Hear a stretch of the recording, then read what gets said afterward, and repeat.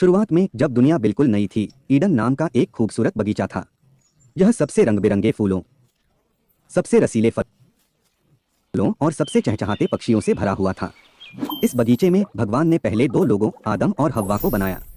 बगीचे में जीवन, खेल और आनंद के कभी न खत्म होने वाले दिन जैसा था। आदम और हव्वा ने इस अद्भुत जगह की खोज की, जानवरों के साथ बातें की, शानदार पेड़ों की छाया के नीचे आराम किया और बगीचे में अनगिनत पेड़ों के बीच सबसे मीठे फलों का आनंद लिया। अच्छे और बुरे के ज्ञान का पेड़ बाहर खड़ा था। परमेश्वर ने आदम और हव्वा को केवल एक ही नियम दिया था, इस पेड़ का फल मत खाओ। लेकिन जिज्ञासा एक शक्तिशाली चीज है। एक दिन एक डरपोक सांप हव्वा के पास आया। यह एक आकर्षक विचार फुसफुसाया, फल खाओ और तुम भगवान के समान बुद्धिमान हो जाओगे। आपको अच्छे और बुरे के बीच का अंतर पता चल जाएगा। फल बहुत आकर्षक, बहुत स्वादिष्ट लग रहा था और ज्ञान का वादा बहुत लुभावना था। ईव ने हाथ बढ़ाया, फल उठाया और काट लिया। उसने कुछ एडम को दिया, जिसने भी खाया। लेकिन जैसे ही उन्होंने फल का स्वाद चखा, उनकी आंखें एक ऐसे तरीके से खुल गईं जिसकी उन्होंने उम्मीद नहीं की थी। उन्होंने चीजों को अलग तरह से देखा और महसूस किया कि उन्होंने ईश्वर की अवज्ञा की है। उन्हें डर और शर्मिंदगी महसूस हुई, ऐसी भावनाएं जो उन्होंने बगीचे के आनंद में कभी नहीं देखी थीं।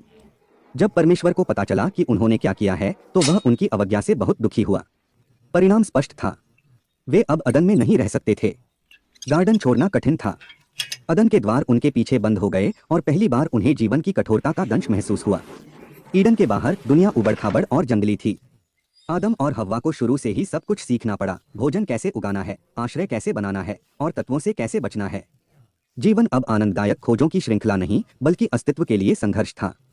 इस नई दुनिया में उन्होंने जीवन के पूर्ण स्पेक्ट्रम, खुशी और दुख, सफलता और विफलता, जन्म और मृत्यु का अनुभव किया। वे माता पिता बन गए, ऐसे बच्चों का पालन पोषण करना जिनका आगे चलकर पूरे देश में अपना परिवार फैलेगा।